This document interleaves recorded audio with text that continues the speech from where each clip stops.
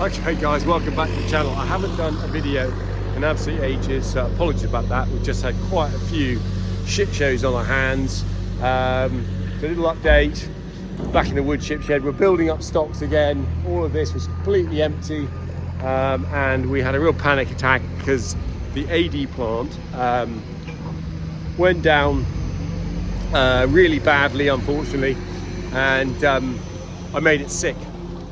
So what was happening was our heat exchanger wasn't strong enough, and it was not heating the tank enough, so it was going to about 32 degrees. I'd ordered a new heat exchanger to put in series with the existing one to boost the temperature up, but it just didn't arrive in time. And as that cold weather hit, the tank just sank, and we kept the feeding rate the same, and then suddenly it went sick, very acidy. And so in AD, there's 4 stages. 2 of them are acid, then it turns to sugar, then it turns to gas, and we got too much acid in the tank, and the bugs that then create the sugars get killed by the acid, and you're in a tailspin. So we were in a real bad tailspin. Tank temperature dropped, went down to about sort of 28 degrees. I thought, shit, I'm really gonna lose this now. Gas production dropped off.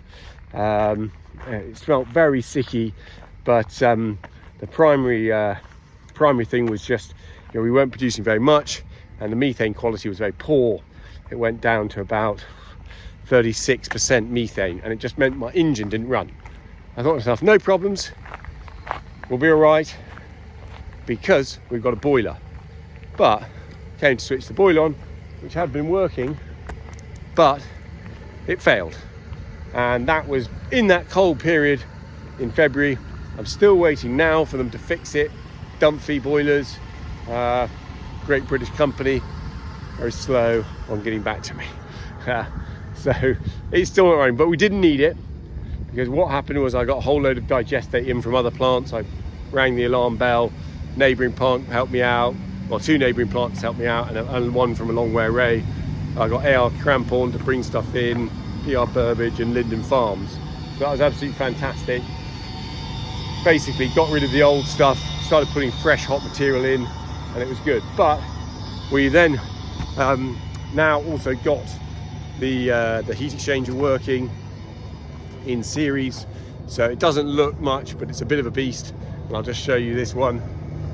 This is our new one, and it's attached to the old one, which is back there. So it goes through the old one, then into the new one, then it comes out. I don't know if you can see. I'll just see if I can show you the little film one. So that's coming out at 50 degrees now.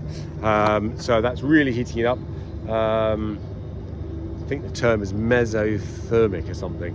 When it gets above 44 and it gets into the 50s, it produces a lot of gas, but it's very unstable. I don't think I'm going to try and produce that, but I have noticed a really good production of gas when it's up now at sort of 43, 44 degrees in that tank. And it just really is producing lots of gas, so we've got both engines running. So there we are. And gas quality is good. I'll just check what the methane is.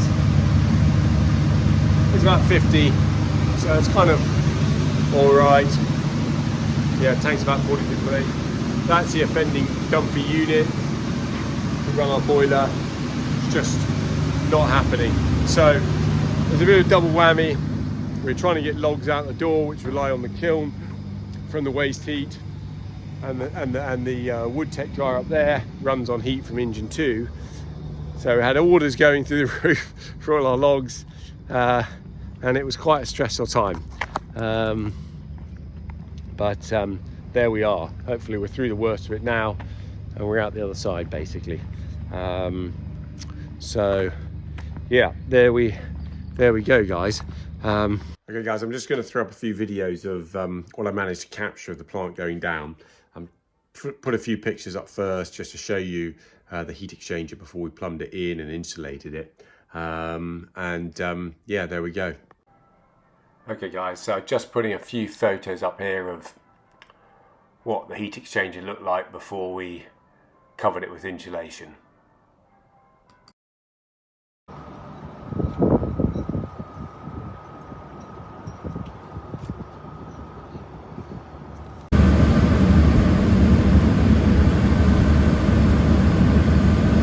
good sign. We're very cold in the circuits here. That's the primary, that's secondary, that's the one that runs the header. So if you come over here, all our gauges are flat low, flat low, flat low, flat low. I'm going to have to slowly up the pump speeds with the plant. I'm not really quite sure what happened. Well, I know what happened. I'm not quite sure how it happened, if that makes sense. We were feeding normally. We have had this sugar beet that's come in, which might have been a problem, and we thought we had a bit of a burg in the tank or some undigested feedstock. Hasn't helped that it's been very cold. The tank hasn't been heating properly. So we are putting a bigger heat exchange, which is on the clamp outside. But we then changed the mixing regime, started bubbling things up a little bit harder to try and get that berg broken down, and my gas quality plummeted 2 days later. So I think it was all related to the mixing regime that we changed, and the gas quality went from 46 to, in a day, down to 36. The engines wouldn't run, and at the exact same time my boiler fucked itself, which means that my tank is losing temperature incredibly rapidly. It's going down it was up about 34, which in itself is low, down to 28 today. So it's a real desperate situation basically to pump down, because I'm in a sort of tailspin, Black Hawk down or whatever you call it, because as it gets colder it doesn't produce any gas, which means I can't heat it, which means it gets colder and colder, so everything goes wrong. So I've got a local guy pulling in digestate from another plant. I've actually got 2 guys helping me out. I've got plants, so I know locally are bringing in the digestate. I've got a tanker coming in tomorrow with more hot digestate coming in. This is our new heat exchanger unit, which we were going to plug in this week, but this emergency has just taken over. Unfortunately, the gas quality is so low that I couldn't get my engine to run. So not only was my boiler on blank out, but my engine wasn't running. So a real double whammy was happening.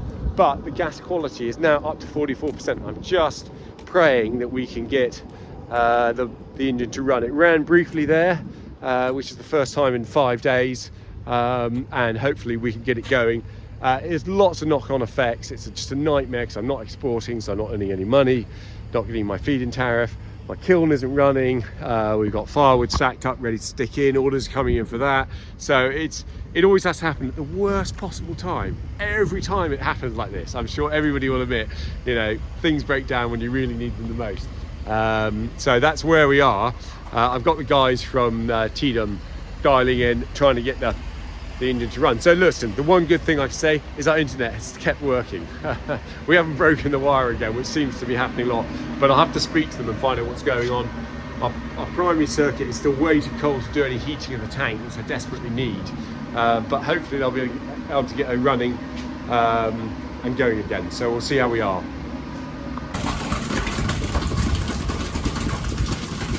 Very slow.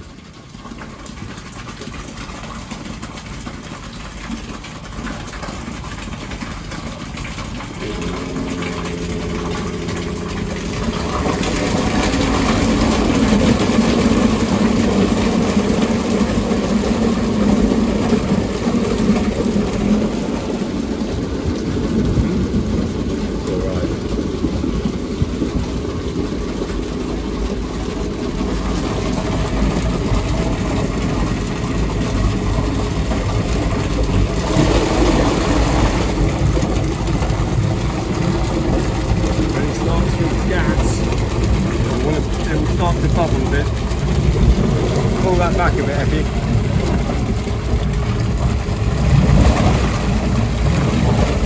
That's it.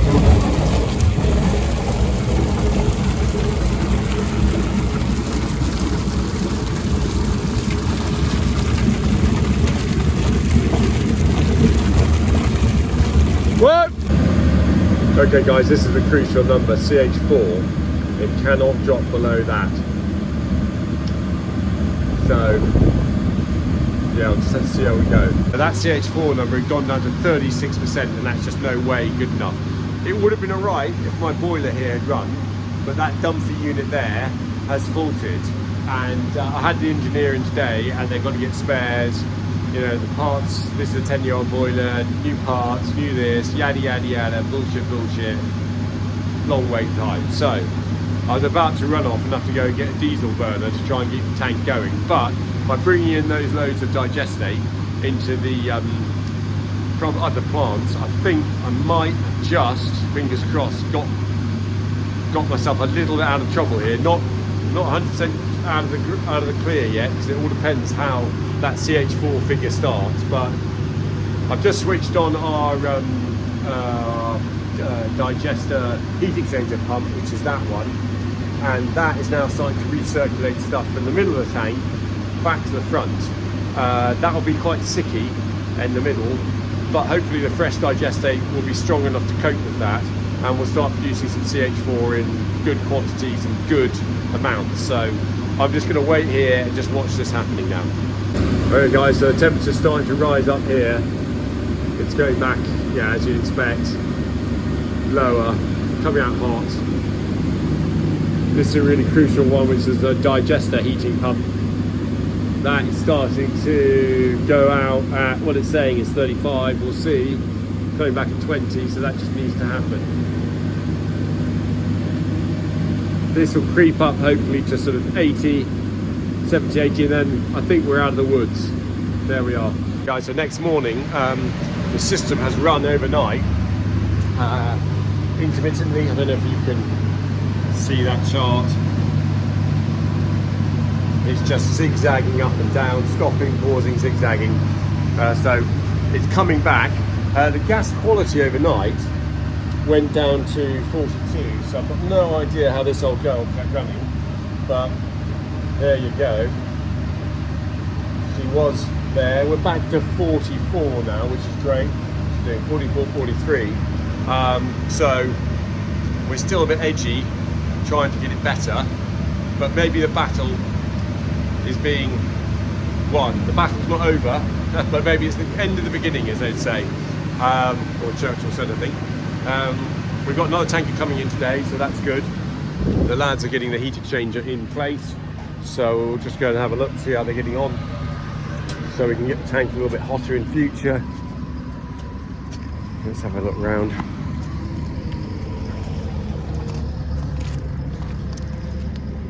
Over here. We're going to put it next to this one here. Get rid of that. That was our old manifold cover for the heat exchanger on the bag, and we'll put it next to this unit here. We'll have to do some similar heat insulation, so that's good. It's 10 o'clock, I'm just back at the plant. Just doing a little feed on the Vogel saying just 1 minute of feed. We're up to about 56 on the methane. The trend is still up and down. We're struggling still with the heat in the tank, but that's sort of a function of the engine not running. We're only 30 degrees in the tank, so it's really cold outside. It's raining, the boiler's not working, the engine's only running half power intermittently, so that's all a function. If I can get a little bit of feed in, I'm starting to think, then we may be just getting a little bit more gas out of it, and yeah, we can go from there. So we'll just see back in the morning what happens. Okay guys, just come back from a week skiing. So I went off on holiday last week. Super cold last week here in the UK, quite warm actually in Chamonix in France. Since we've been away, the plant has recovered. It's got back onto an even keel after all the illness that it's struggled with. And a big factor in helping that has been the new heat exchanger that we put in. The gas quality is good. The plant's running all right now. Importantly, we've got the temperature here. It's up to 39.9, almost 40 degrees. So that has all come from this bigger heat exchanger. So I'll go and show you that in a second. But I think, sort of with hindsight, all the problems that we had with overfeeding, the plant going sick, resulted in the fact that the temperature was too low, so it wasn't digesting its feed properly. The feed was building up without our knowledge, and it was then producing more and more acid. We then changed the mixing regime inside the tank, and that probably broke up the feed and just flooded it with acidic feed that then killed the bacteria that produces the sugar, that then produces the gas. And I think that's what killed us basically. So we'll just go and take a look at the new heat exchanger, which the guys are insulating at the moment. Another thing that happened was the flow meter went down, which tells the Vogelsang unit how much slurry is coming and being mixed with the maize.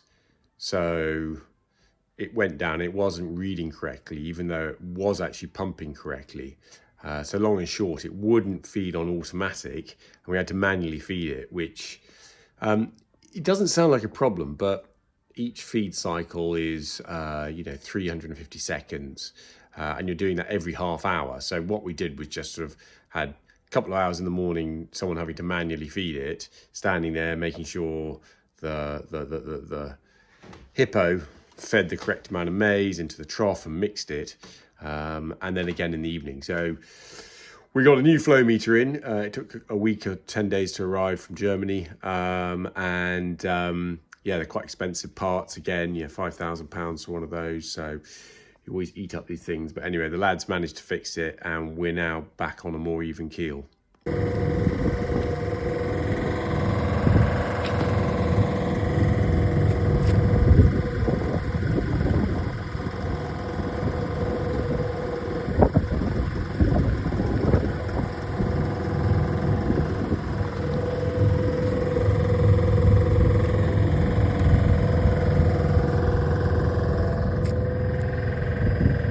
Hey guys, so we've had a bit of a problem. Our flow meter has not been working, so we're having to manually running this plant, which is a real ball ache, because it takes about 4 hours a day of someone's time just to manually run that.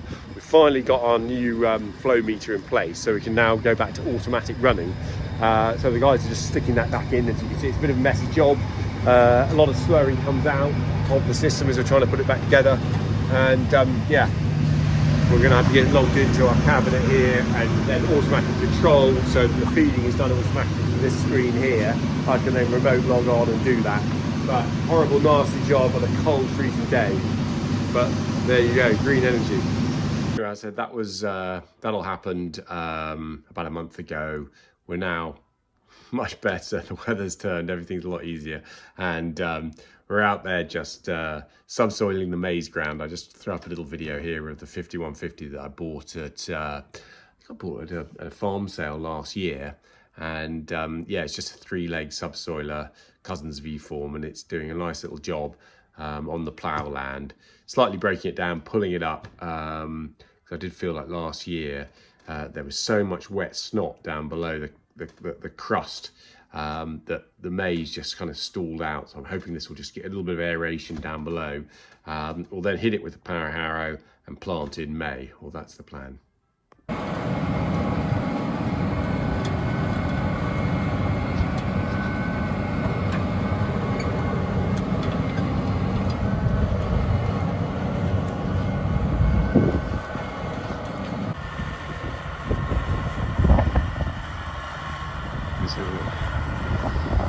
Okay, we'll do some weights on the front.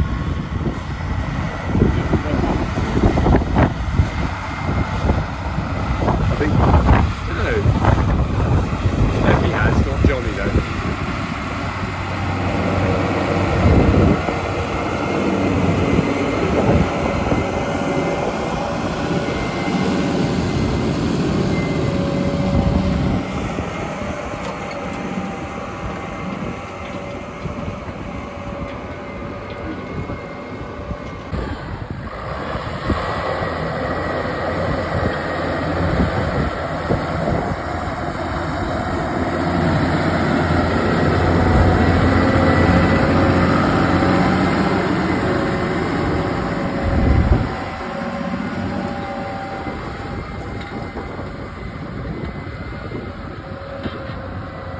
Okay guys, I hope you enjoyed all that. There's a couple of other things to report. Bought a bit of kit, a couple of bits of kit at auctions, so hopefully I'll put those up as soon as I can. Anyway, I hope you enjoyed that, and see you next time.